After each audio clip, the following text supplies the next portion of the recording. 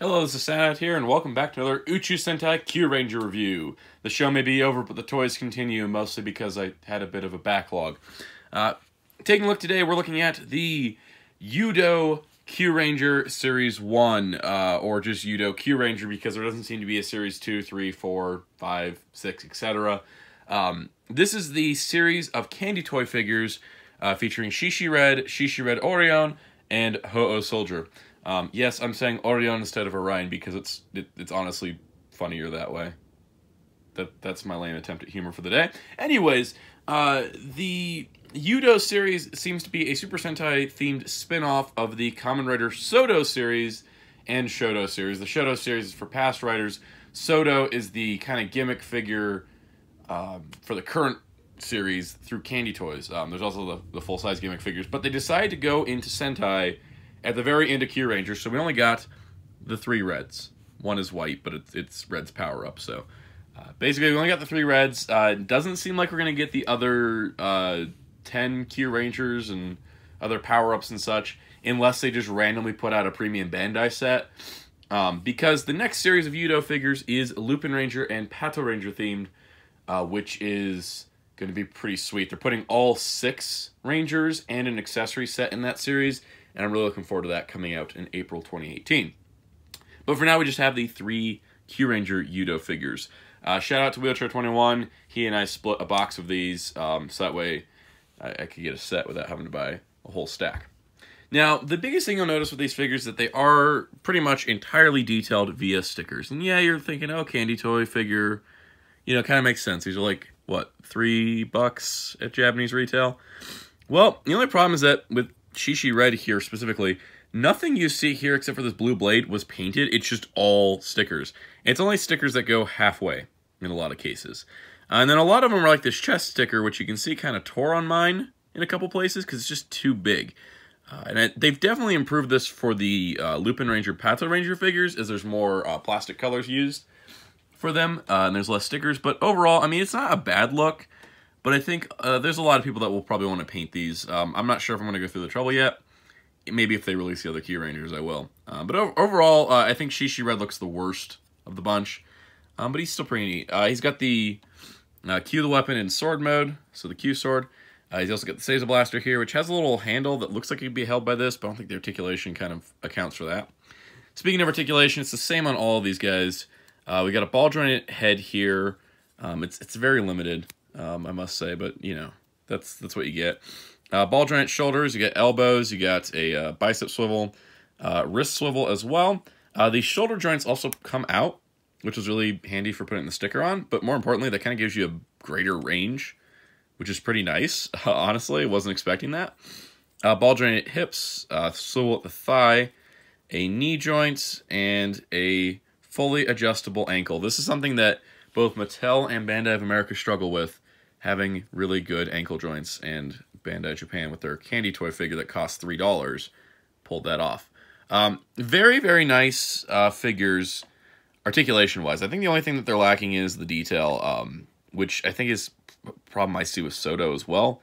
But they use a little bit more plastics colors in Sodo than they seem to do here. But each of these figures seems to have at least one painted part. In this case, it is the blade of the Q sword. Taking a look at Shishi Red Orion, I think this one looks fantastic. Mostly because the suit is already like just basically entirely white, with a few extra details that get added in nicely with the stickers. Yeah, it sucks it doesn't continue to the back. There's some gappiness here, but overall looks really good. I love the hands, very much Shishi Red Orion. It does show that you can swap the hands between these two, and then I guess Tsurugi as well, but you can swap the hands.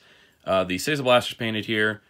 The stickers look really nice, and even the chest sticker's not too big. This is actually segmented into 3 different parts, which is what I wish they would have done with Lucky there for regular Shishi Red.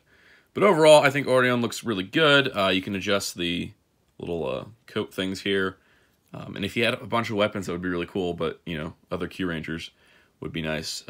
And I think the extended shoulders really help this guy more because of the giant shoulder pads, but he just looks honestly pretty good. He's probably, I think, the second best of the series. They're very light.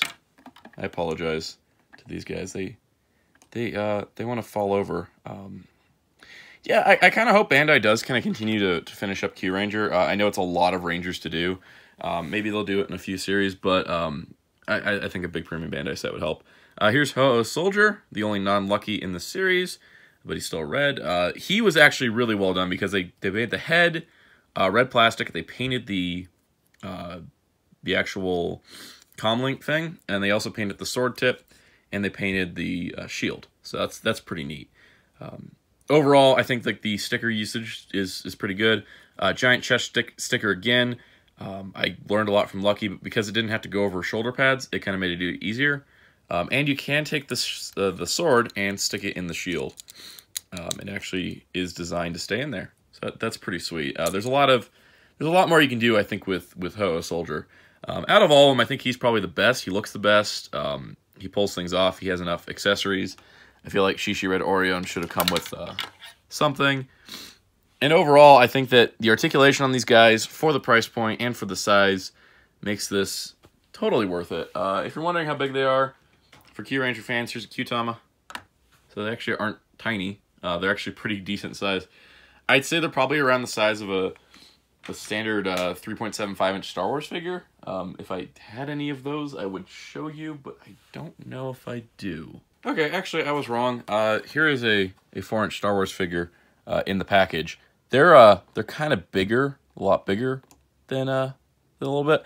And the thing is, they're actually smaller than the Bandai of America Power Rangers figures. So they're kind of their own scale. They will fit with Shoto, they will fit with Soto, but they won't fit with pretty much anything else than that. But overall, I really like them.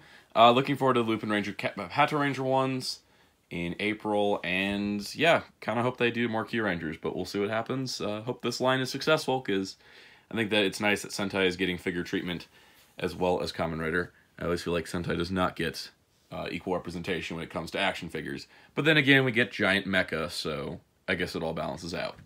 Anyways, that's all for this review. Stay tuned here on Soundout 12 for more reviews in the future, sometime whenever I feel like making them. Till next time, this is Soundout saying goodbye.